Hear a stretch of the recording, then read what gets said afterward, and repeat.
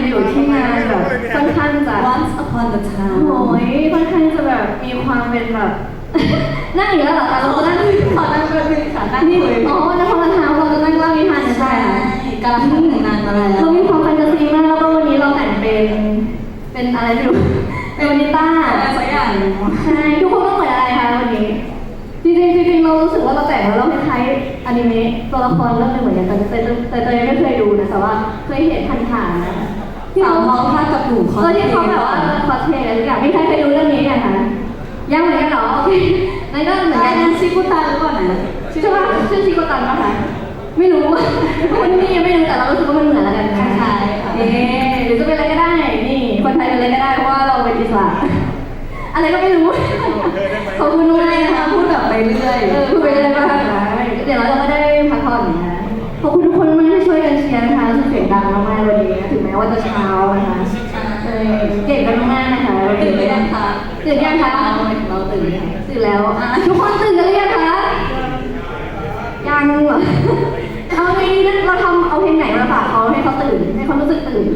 ก็จะมีความแดนซ์เล็กๆแดนซ์ ซึ่งเป็นเพลงที่มีการตบมือไงใช่ไหมตอนประถมเคยไหมที่เราอาจารย์ให้ตบมือนะคะแล้วเราก็จะตื่นขึ้นมาทันทีเนาะเพราะฉะนั้นเพลงนี้นะคะเรามาตบมือไปพร้อมกันกับท่อนหนึ่งของเพลงนี้ค่ะทุกคนไปฟังกันเลยกับเพลง Lady Crazy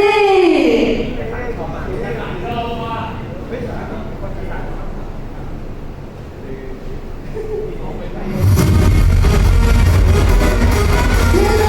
crazy, baby,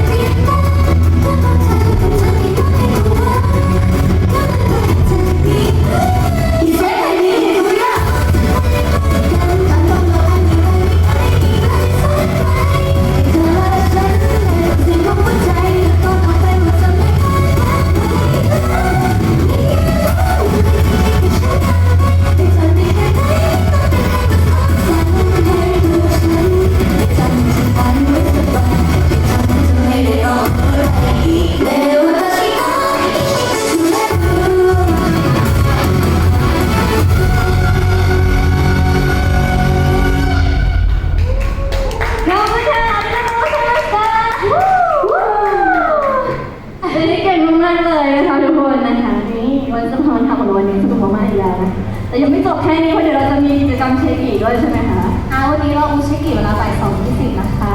นี่ไว้เดี๋ยวเจอกันได้นะคะโอเคงั้นเรามาถ่ายรูปกันด้วยท่านี้เลย ท่าอะไร ท่าอะไรดีอ่ะนึกไม่ออก วันนี้ทำท่าอะไรดีอ่ะ ทำท่า มีเซกายเหรอ ดีเซกายโอเคได้ไม่ออกเราจะทำท่าดีเซกายกันนะท่านี้นะคะโอเคนะคะหันหลังเลยค่ะพร้อมกันนะคะท่านี้นะคะ1 2 3เยี่ยมมากต่อไปเป็นบูมแดงนะคะ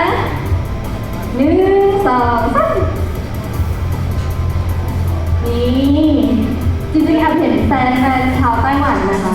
นี่ฮาวนะคะ ว้า เดี๋ยวเราจะได้ไปไต้หวันกันด้วยนะคะแอบบอกไว้ก่อนนะคะ แล้วก็ก่อนไปไต้หวันเนี่ยจะมีเพลงใหม่ของคุณเซกายออกนะคะน่าจะใกล้ๆนี้แล้วยังไงอยากให้ทุกคนช่วยกันติดตามด้วยเพราะตอนนี้พวกเรากำลังตั้งใจทำงานกันอย่างหนักเลยนะคะ ใช่คอแห้งเลยค่ะตอนนี้ ใช่นะคะ เสียงหาย ก็ไว้เดี๋ยวเจอพวกเราอีกเซกายได้ใหม่ในครั้งหน้านะคะสำหรับวันนี้พวกเราอีกเซกาย